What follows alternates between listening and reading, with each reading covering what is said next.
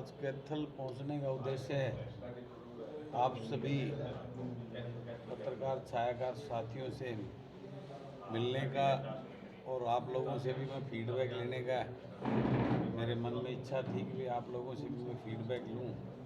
आप जनता के बीच में रहते हैं, जनता से अनेकों सुझाव और आपके सामने सारी बातें आती हैं जी। और मेरे अपने जो यहाँ मेरे साथ जुड़े हुए मेरे टीम लगा लो या भाईचारा लगा लो, उनसे भी आज विचार विमर्श करके आगे की रूपरेखा तैयार करने के संदर्भ में आज कैथल में आपके शहर में आना हुआ है। और जो मेरी इस पूरी यात्रा के दौरान कैथल में आप लोगों से मिलना हुआ था, लेकिन पूरी यात्रा के दौरान जो चीज़ मैंने देखी और महसूस की, इस प्रदेश के लोगों की पीड़ा और तकलीफ, एक दर्द, उसको आप लोगों के साथ साझा करने का भी मेरा उद्देश्य था। और आप साथियों के माध्यम से इस प्रदेश की तानाशाही नीतियों को लोगों तक पहुंचाकर उनको जागरूक करने का भी मेरा उद्देश्य आज यहाँ आपके बीच में है। और हल्की फुल्की जो चीज़ें मैं हर ज़िले लेवल पे करीबन 5 ज़िले मैंने कवर कर लिए, लोगों से मैं टीम से मिल रहा हूँ, जो फीडबैक आ रही है उसका हल्का फुल्का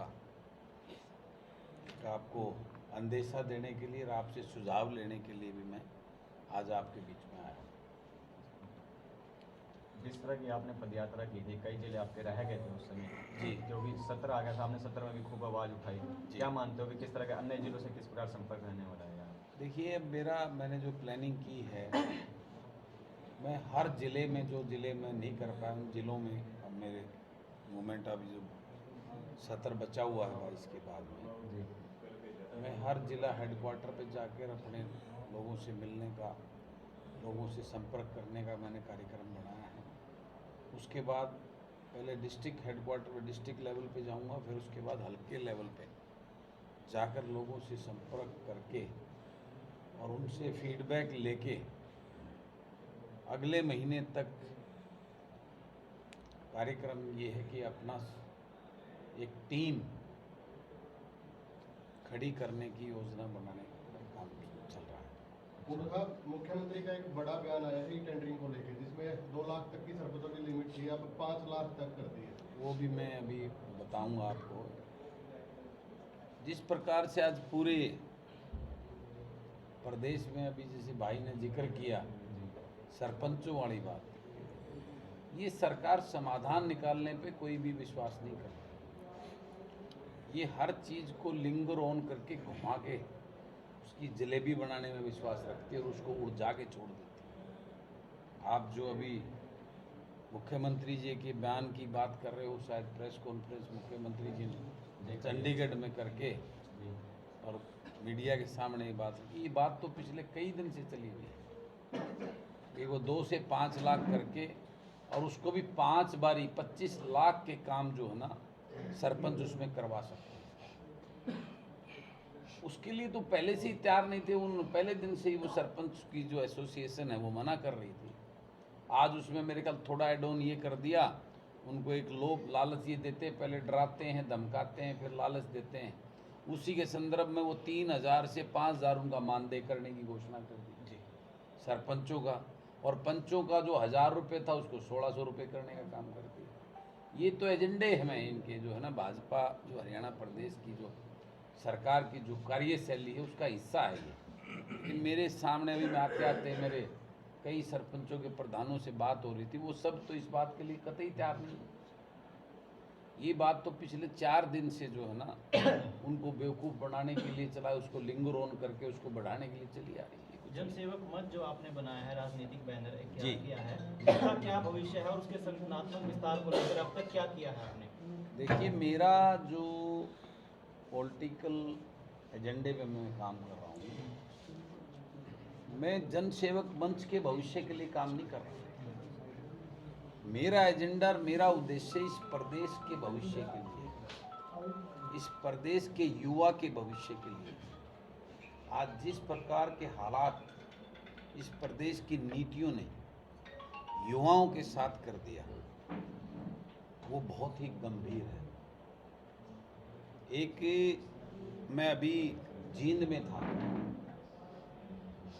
वहाँ पे मुझे करीबन 50 के करीब भाई बहन आके मिले जो एजुकेशन वॉलंटियर के नाम से लगाकर वो शिक्षा समाज सेवक क्या उनका ऐसा कुछ इन्होंने नाम दे रखा है। मैं हैरान हो गया, उनको HSC के थ्रू लगाकर और उनकी क्वालिफिकेशन क्राइटेरिया वही एक टीचर वाली क्वालिफिकेशन का MA BEd MEd जो है ना वो सारे उनको लगाकर उसका प्रॉपर टेस्ट लेकर उसका वो उसके वेरिफिकेशन डॉक्यूमेंट की करके इंटरव्यू लेकर उनको लगाया 9 महीने के लिए और 9,000 रुपये वेतन के साथ। इससे बड़ी कोई शर्म की कोई शोषण हो सकता है किसी युवा? आज अभी मुझे जींद के अंदर वो मिले थे, मुझे मिलने के भाई साहब ये 9 महीने की अब हमारे को हटा दिया जाएगा, मात्र 9,000 रुपये महीना और पूरी उस क्वालिफिकेशन वाले। इससे आप अंदाजा लगा लो आज युवा कितना भयंकर, उसका कितना बड़ा शोषण किया जा रहा है। ये तो कौशल रोजगार निगम में भी कम से कम 13, 14, 15,000 रुपये, मनरेगा का भी जो है ना वो 350 से ज़्यादा का पर डे का है। वो तो एक मजदूर से भी कम जो है ना उनको, जिन्होंने 18,000 बच्चों को जो सरकारी स्कूलों में उन्होंने बताया था, विवरण दिया था, हमने इतने बच्चों को एडिशनल एडमिशन करा दिया अपनी मेहनत के द्वारा। सरकार आज युवा को इतना भयंकर उसकी नौकरियां खत्म कर दी, उसको मानसिक रूप से तोड़ा जा रहा है। एक 9,000 रुपये के अंदर 9 महीने की नौकरी HSC के थ्रू लगाना, इससे बड़ा खिलवाड़ युवा के साथ नहीं हो सकता। आज सरकार की इन्हीं नीतियों की वजह से आज प्रदेश का हर वर्ग पीड़ित और प्रताड़ित है। मैंने नांगल चौधरी से लेकर पंचकुला तक हर डिस्ट्रिक्ट हेडक्वार्टर पे कॉन्स्टिट्यूंसी लेवल पे जो है ना लोगों से, किसानों से मुलाकात हुई, जो कहीं गन्ने की फसल को लेकर, कहीं सरसों के भाव फसल के नुकसान को लेकर, गन्ने के भाव को लेकर, आलू के भाव को लेकर सड़कों पे बैठा है। युवाओं ने पढ़ना छोड़ दिया, पढ़ के क्या करेंगे, नौकरी तो है नहीं। आज प्रदेश के अंदर जो है, जो मेरा प्रदेश दूध दही का खाना होता था, आज मेरा प्रदेश का युवा जो है नशे की तरफ जा रहा है, आज अपराध की तरफ जा रहा है, कोई इंडस्ट्री नहीं है। और मुझे लेटेस्ट एक चीज़ सामने आई है, ये सरकार जो बड़ी बड़ी युवाओं को रोजगार देने की बात करती है, स्किल डेवलपमेंट के माध्यम से MSME के माध्यम से जो उद्योग लगाने, लघु उद्योग के लिए जो एजेंडा, उसमें कितना बड़ा खिलवाड़ है। उसमें सब्सिडी दी जा रही है 3.5 करोड़ 5 करोड़ रुपए, उसके सौदे हो रहे हैं। मैं विधानसभा में इस सवाल को उठाऊंगा कि वो डेटा दिया जाए, कितनी आपने जो है ना वो उद्योग लगवाए हैं। सब कागजों में आकर 50% आधे पैसे हमें दो और आधे आप लेके खा जाओ, कोई जरूरत नहीं उसकी। स्किल डेवलपमेंट के नाम से आप बुद्धिजीवी बैठे हो, मैं आपसे पूछता हूँ कितने कौशल सेंटर यहाँ पे इस कैथल शहर में खोले, जिससे कितने युवाओं को जो स्किल करके उनको जो है ना रोजगार दिया जा रहा है। डेटा तो दे सरकार। शर्फ कागजों में उनको वो सर्टिफिकेट बांटे जाते हैं, उनका पर बच्चे का मेरे ख्याल 12-13 हज़ार रुपये उसके लिए वो आता है, उसको जो है ना लूट के उसका एक करेक्शन में खाया जा रहा है और वाहवाही लूटी जा रही। शर्फ अखबार में छपने के लिए इतने स्किल डेवलपमेंट इतने बच्चे तैयार कर दिए, उनको कहाँ है वो बच्चे, कहाँ उनको नौकरी मिली, वही वो नहीं है। आज इतना बड़ा खेल यूथ के साथ हो रहा है। सबसे बड़ी समस्या एटम बम तैयार हो रहे हैं, वो 40 लाख युवा आज बेरोजगारों की फौज खड़ी हो गई, उनको कोई अपना भविष्य नजर नहीं आ रहा। वो एटम बम है, वो यहीं ब्लास्ट होंगे। प्रकृति का नियम है, जब उनको नहीं मिलेगा तो उसको छीनेंगे, झपटेंगे। आज वही चीजें प्रदेश के अंदर शुरू हो गई है। प्रदेश में हाहाकार मच जाएगा अगर इनको नहीं संभाला गया तो। उस यूथ को, उसको कुछ नहीं नजर आ रहा। आज ये पीड़ा देखिए मैंने प्रदेश के अंदर जो इस यात्रा के दौरान, आज भ्रष्टाचार सारी सीमाएं तोड़ चुका है प्रदेश के अंदर। चारों तरफ बोलबाला, किसी की कोई सुनवाई नहीं है। हम तो MLA लोगों के जनप्रतिनिधि हैं, जब मैंने वहाँ वो चीज़ें देखी हैं तो आम आदमी को तो ये कुछ समझते ही नहीं, कीड़ा मकोड़े की तरह उनकी औकात से। आज प्रदेश किस उस पे है। आज मैं इसी को लेकर जो है आज मैं प्रदेश में निकला हूँ। और इस प्रदेश में बदलाव जब तक नहीं होगा, व्यवस्था परिवर्तन का, तब तक ये सिस्टम नहीं सुधर सकता। कुंडू साहब, यात्रा के दौरान जो समस्याएं आपने देखी हैं, विधानसभा में आपने उठाई हैं, कोई समाधान हो पाया? सरकार ने किसी पर संज्ञान लिया? देखिए, ये तो अभी पता लगेगा। उस हाउस के अंदर मैंने जितना समय मिला, आपने देखा, मैंने मुद्दे उठाए, और अभी 4 दिन का 17 तारीख से दोबारा हाउस हमारा बचा हुआ है, उसमें भी मैं उन मुद्दों को उठाऊंगा। और उन चीज़ों को आज लोग देख रहे हैं। पहले विधानसभा में क्या होता था किसी को नहीं पता होता था, आज विधानसभा में क्या होता है आज सब कुछ लोगों को दिख रहा है। वहाँ उनको पता लग रहा है कि सरकार क्या कर रही है, क्या कार्यशैली है। विधानसभा के अंदर सरेआम झूठ बोले जाते हैं।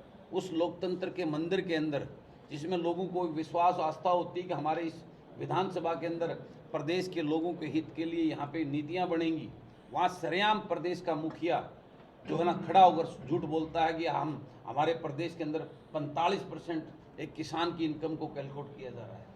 वहाँ सरेआम जो है ना ऐसी झूठ बोली जा रही है जो बिल्कुल धरातल में कहीं नहीं है। पिछले लोकसभा विधानसभा चुनाव से पहले भी भर्तियाँ निकाली थी, सारी कैंसिल रद्द कर दी सिर्फ वोट लेने के लिए। पिछले विधानसभा चुनाव से पहले भी मकान बनाने की, हर गरीब को मकान देने की घोषणा की थी। कोई कितने लोगों को मकान मिले? मैं पूछना चाहता हूँ सरकार से आपके माध्यम से, आप फिर वही खेल 40-50 नौकरियाँ, 1000 नौकरियाँ देने की घोषणा कर रही है सरकार, 1 लाख मकान बनाने की घोषणा कर रही है। उस गरीब के साथ उसकी गरीबी का जो मजाक, उसका फ़ायदा उठाने के लिए मकान कोई नहीं, कोई बजट के अंदर प्रोविजन नहीं है। वो 1 लाख मकान कैसे बनाए जाएंगे, लेकिन घोषणा कर दी 1 लाख मकानों की। कितना बड़ा सफ़ेद झूठ इस प्रदेश के गरीब के साथ में। कुंडू साहब की दूसरी यात्रा कब शुरू होगी? दूसरी यात्रा मैंने शुरू कर दी है। मैं प्रदेश के हर जिले में जाऊंगा, फिर उसके बाद प्रदेश के हर विधानसभा में जाऊंगा और लोगों को जागरूक करके एक ऐसी युवाओं की टीम खड़ी करके इस प्रदेश को बचाने के लिए काम करेंगे। वो लड़ाई मैंने शुरू कर दी है। अब पैदल यात्रा उससे वो तो होगी है, अब मैं पैदल यात्रा सड़कों पे ही घूमता रहूँगा, तो इस प्रदेश के लोगों से संपर्क कैसे करूँगा। वो आहुति, वो एक चिंगारी मैंने इस यात्रा से इस प्रदेश के अंदर दे दी है, और वो चिंगारी आने वाले समय में इस प्रदेश के अंदर एक बहुत बड़ा राजनीतिक बदलाव लाकर एक विस्फोट करने का काम करेगी। ये आपके सामने मैं दावा करता हूँ इस बात का। यात्राओं के बाद और यात्राएं भी शुरू हो गई हैं, चाहे अभय चौटाला हो या राजकुमार सैनी, वो भी इस समय यात्राओं को दौर लगातार शुरू हो चुका है अगले साल 2024 को लेकर। लोकतंत्र में सबको अधिकार है, उनको करना चाहिए, लेकिन अच्छी सोच, अच्छी आत्मा से करनी चाहिए। उसका फ़ायदा तब है क्योंकि लोगों का विश्वास इस राजनीति डर रहे इस झूठ लूट की दुकान से पूर्ण रूप से उठ चुका है। तो इसलिए सच्ची आत्मा से प्रैक्टिकल धरातल पर करने के लिए ये काम होने चाहिए, नौटंकी करने के लिए नहीं, अपने आप को चैनल में और अखबार में छपने के लिए नहीं होना चाहिए। कुंडू साहब, कांग्रेस का हाथ से हाथ जोड़ो अभियान चला हुआ है जी। उस पे आप क्या?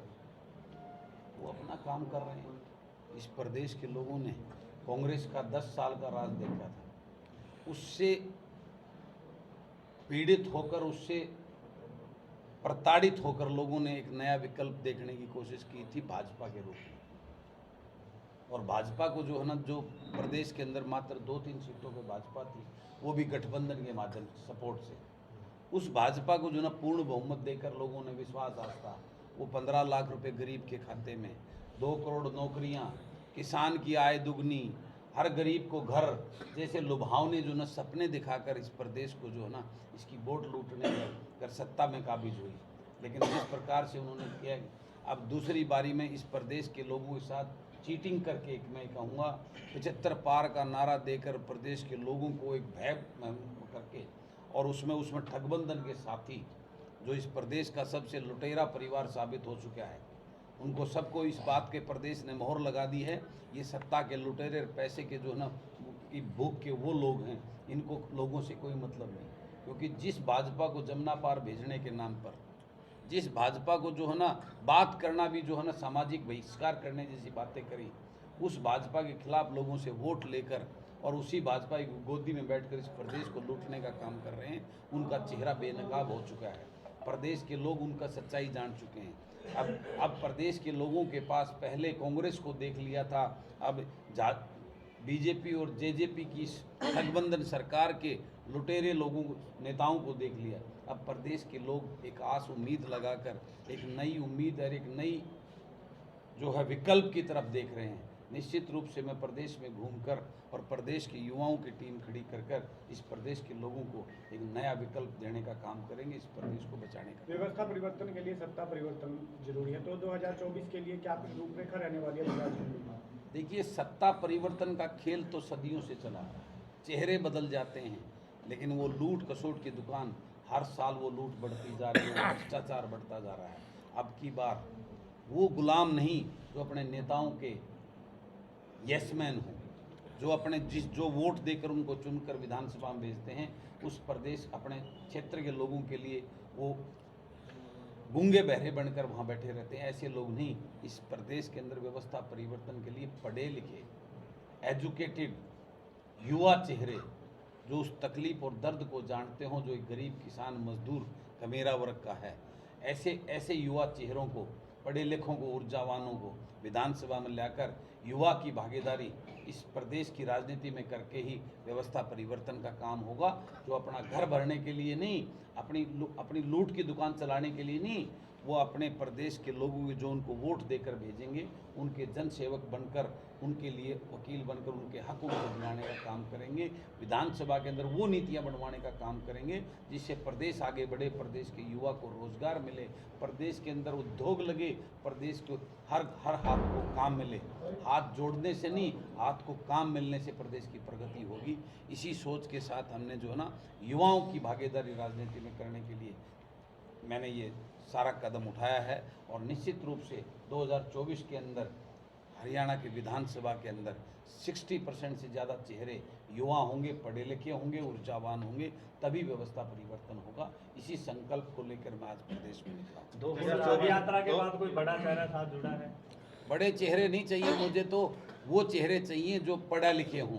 ऐसे बड़े चेहरे, जिन बड़े चेहरों की बात, बड़ा कौन होता है? बड़ा जनता जनार्दन है, बड़ा और बनाने वाली जनता होती है। तो मैं उस जनता के बीच से, उन लोगों के बीच से, उनके बेटा और बेटी जो पढ़े लिखे हों, उनको बड़ा बनाने का काम करने के लिए जो है ना, उनको आगे बढ़ाने का आम काम। आदमी की तरह कहीं आप बात करते हैं, आम आदमी कहते हैं कि हमें साधारण लोग ही चाहिए था आपकी। वो कहते हैं मैं करूँगा। उनके पास मुझे बताइए कौन सा पढ़ा लिखा IIT हाईली क्वालिफाइड जो है कैंडिडेट उन्होंने जो है ना लाकर विधानसभा में भेजकर उसको जो है ना जिम्मेवारी देने का काम किया। वो मैं यस मैन नहीं, उनके पोपट नहीं, वास्तव में जो पढ़े लिखे होकर, बुद्धिजीवी होकर विधानसभा में हक के साथ में, ऐसे लोग नहीं चाहिए जो मेरे सामने बैठकर पूंछ हिलाते रहे और मुझे सिर्फ जय जयकारे करते रहे। मैं उन लोगों को लाना चाहता हूं जो अपने हलके के लिए, अपने प्रदेश के लिए किसी से भी टकराने का हौसला और हिम्मत रखते हों, जो सच्चे और ईमानदार हों, जो झुकेगा और डरेगा वही जिसके अंदर कमजोरी होगी और जो कमी होगी। ऐसे लोग नहीं चाहिए मुझे ऐसे नीडर और बहादुर युवा चाहिए जो किसी से भी गलत चीज़ के लिए टकराने। अगर मैं गलत हूं तो मुझे भी गलत कहें। ऐसे लोगों की टीम खड़ी करके मैं इस प्रदेश को बचाना चाहता हूं। जिस तरह के आपने कहा कि युवाओं की टीम जाएगी 60%, तो ये मानकर चला जाए कि विधानसभा, अगली विधानसभा में बलराज कुंडू सभी सीटों पर चुनाव लड़ेंगे, मुख्यमंत्री चेहरे के रूप में अगला चुनाव। देखिए, जब ये लुटेरे मुख्यमंत्री चेहरे बना सकते हैं, मैं तो एक सच्चा ईमानदार हूँ, एक किसान फौजी का बेटा हूँ, मैं क्यों नहीं। और ये भी सच्चाई है, ये अपने आप को किसान बताते हैं, किसान के बेटे बने। ये तो राजा महाराजा हैं, रजवाड़े हैं, सोने चांदी की चम्मच से दूध पिए हुए उन रजवाड़ों के। इनको क्या पता उस किसान की तकलीफ का? उस तकलीफ का तो बलराज कुंडू को पता है, क्योंकि बलराज कुंडू उस गाँव में पैदा हुआ। बलराज कुंडू ने खेत में गेहूँ में पानी दिया है, बलराज कुंडू ने खेत में जो है ना लावणी की हुई है, बलराज कुंडू ने थ्रेशर में गेहूं निकाले हुए हैं, बलराज कुंडू ने ईंट छोलकर जो हमारे तरफ कहते हैं उसको मील में डाला हुआ है। उस किसान की तकलीफ को बलराज कुंडू जानता है। बलराज कुंडू उस ग्रामीण अंचल से निकल के आया है। तो वो लुटेरे हो सकते हैं, मेरे अंदर तो एक पीड़ा टीस है इस अपने प्रदेश के लिए, उसके युवा के लिए, किसान के लिए, गरीब के लिए, उसके लिए कुछ करने की ललक और एक जज्बा है। मैं क्यों नहीं हो सकता? इसमें क्या बुराई है? ये बात क्या है? उन्हीं को अधिकार है, उन राजों महाराजों को। अगर वही इस प्रदेश के मुख्यमंत्री बनेंगे, उनके पोता पोती, उनके बेटे ही मुख्यमंत्री बनेंगे, इस प्रदेश में किसान मजदूर एक फौजी का बेटा क्यों नहीं बन सकता? मैं ये आपसे पूछना चाहता हूँ, ये पूछिए उनसे। वो आज इस बात को कहते हैं, जब भी कोई मीडिया कहता है कि बलराज कुंडू को मुख्यमंत्री बनने की बहुत जल्दी है, इसलिए मुख्यमंत्री बनने की उसमें ललक में बलराज कुंडू निकला हुआ है। नहीं, बलराज कुंडू इस प्रदेश को बचाने के लिए अगर मुझे सत्ता की भूख होती तो आज भी मुझे जो है ना सत्ता में वजीर बनाने के लिए, मुझे मंत्री बनाने के लिए भाजपा सरकार तैयार बैठी है। लेकिन बलराज कुंडू सत्ता भोगने के लिए नहीं, जन सेवा करने के लिए, इस प्रदेश को बचाने के लिए, इस प्रदेश के युवा के भविष्य को बचाने के लिए मैं इस प्रदेश में राजनीति करने आया हूँ। स्वास्थ्य सेवाएं बहुत बहाल हो गई हैं। मैं आपकी जानकारी के लिए बता देता हूं, आज 15 तारीख हो गई है, हरियाणा प्रदेश में स्वास्थ्य विभाग के एक भी कर्मचारी को तनख्वाह नहीं मिली है। यह है सच्चाई। इस प्रदेश के अंदर सिवाय घोषणाओं के इस प्रदेश का बेड़ा गर्क कर दिया। मैं पहले से ही आपके साथ में कहा था, जिस प्रकार से इस प्रदेश को लूटा जा रहा है, इस प्रदेश के ऊपर जो ना कर्ज पे कर्ज हर साल बढ़ाया जा रहा है, आने वाले समय में कर्मचारियों को पेंशन तनख्वाह देने को भी नहीं होगी सरकार के पास में। पंजाब से भी बद से बदतर हालात इस प्रदेश के होने जा रहे हैं। आज जिस प्रकार की लूट मची हुई है प्रदेश के अंदर, 2018 से 2022 तक लगभग 35 लाख युवा जो है पर पलायन कर चुके हैं। क्या ये दौर ऐसे ही चलता रहेगा बेरोजगारी के चलते? मैंने बताया ना, 40 लाख युवाओं की फौज, बेरोजगार युवाओं की फौज इस प्रदेश में खड़ी है। आज यहाँ से हताश निराश हो चुके हैं, जो अपनी ज़मीनें बेच रहे हैं, जो एक सहारा होता है किसान गरीब का, उन ज़मीनों को बेचकर विदेश में भागने की तैयारी है। और उसी में अनेकों ठगियाँ हो रही हैं उनके साथ में। वो बेचारे हमारे बच्चे यहाँ से 2 नंबर के रूट से विदेशों में भेजते हैं और वहाँ उनकी ऐसी हालत हो रखी है, उनकी ज़मीन भी गई और वो जो ना विदेशों में जेलों में पड़े हुए हैं। इस सरकार की नाकामियों की वजह से, इस सरकार की युवा की चिंता ना करने की वजह से आज मेरे प्रदेश का युवा ऐसे दौर से गुजर रहा है।